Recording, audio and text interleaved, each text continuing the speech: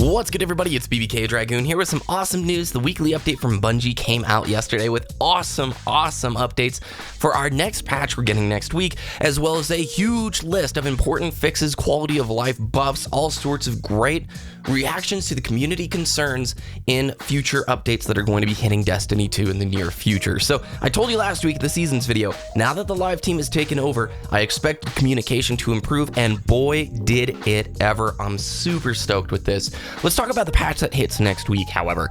They're fixing the issue with the bureaucratic walk emote. This is the emote where you could glitch through the wall. It's what made, the cancellation of trials for 2 weeks.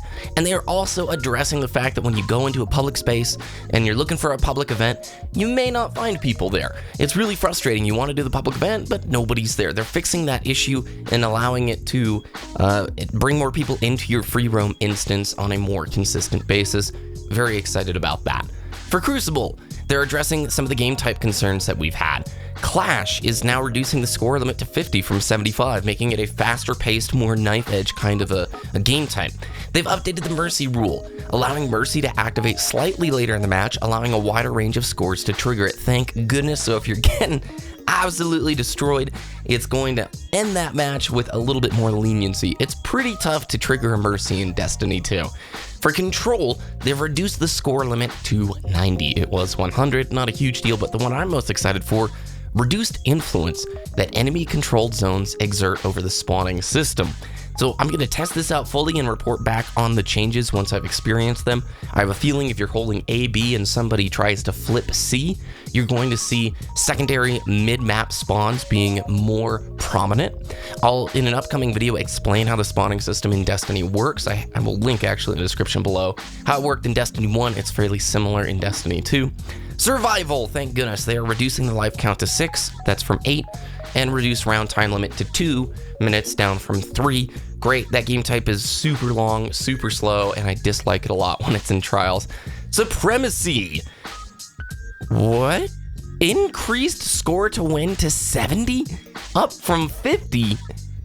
What playtests are actually completing Supremacy matches, man?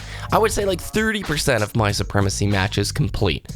We now grant 1 point for defeating an enemy guardian. Aha, Bungie, you crazy person, you. And adjusted the influence that enemy crests have on the spawning system. That's cool. I didn't know crests actually influence the spawning system.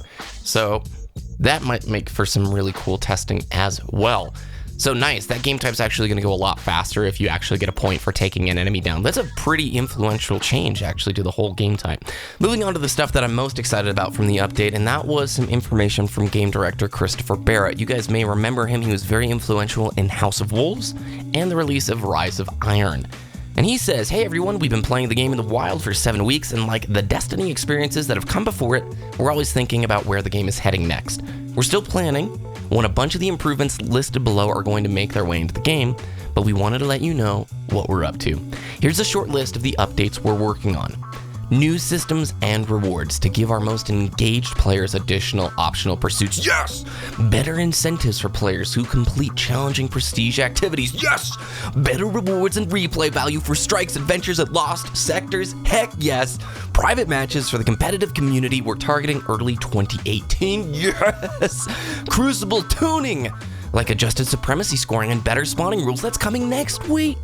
Better incentives for completing Crucible matches and penalties for quitting competitive games. Oh my gosh, yes. Continued improvements to Iron Banner, faction rallies, including uniqueness of rewards. My goodness, they're listening.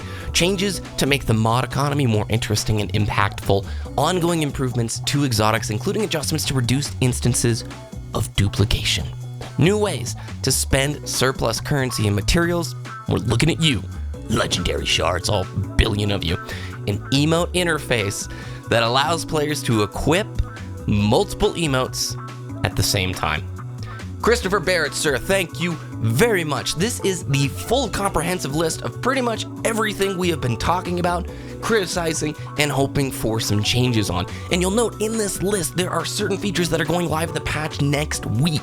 So these updates are going to be flowing over the next few months. I am so excited to see this level of communication. Obviously, Bungie still needs to put up results, right? There's going to be tons of salty comments down below going, BBK, no reason to be excited. You are stupid. They're never going to fix anything. And you know what? Maybe they won't.